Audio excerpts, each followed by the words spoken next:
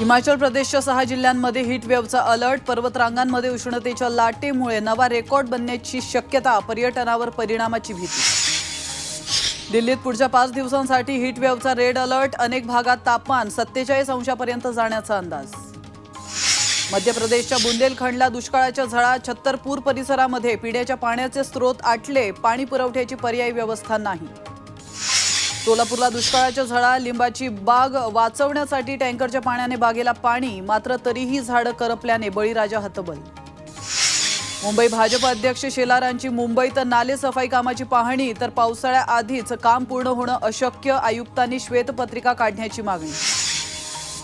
4 जूनला भाजपचं सरकार येणार नाही, केजरीवालांचं वक्तव्य। तर आपचे समर्थक पाकिस्तानी असं म्हणणाऱ्या अमित शहांवरही जोरदार हल्लाबोल।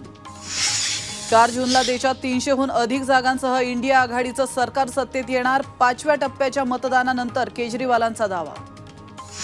दिल्लीत आपसे जेल का जवाब वोटचे अंतर्गत सह्यांची मोहीम। तर केजरीवालांवरील कारवाईचा निषेध। दिल्लीच्या महापौरांनी केली सुरुवात।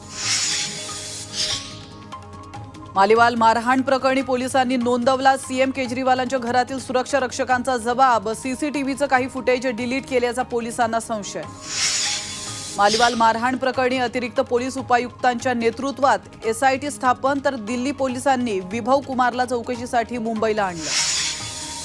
खासदार जयंत सिन्हांना भाजपची कारणे दाखवा नोटीस। पक्ष कामाकडे दुर्लक्ष, प्रचार न केल्याचं कारण। तर हजारीबागमधून यावेळी मनीष जयस्वाल भाजपचा उमेदवार। मनीष सिसोदियांच्या न्यायालयीन कोठडीत 31 मे पर्यंत वाढ। मद्य धोरण घोटाळ्याप्रकरणी पुढील सुनावणी 31 मे रोजी।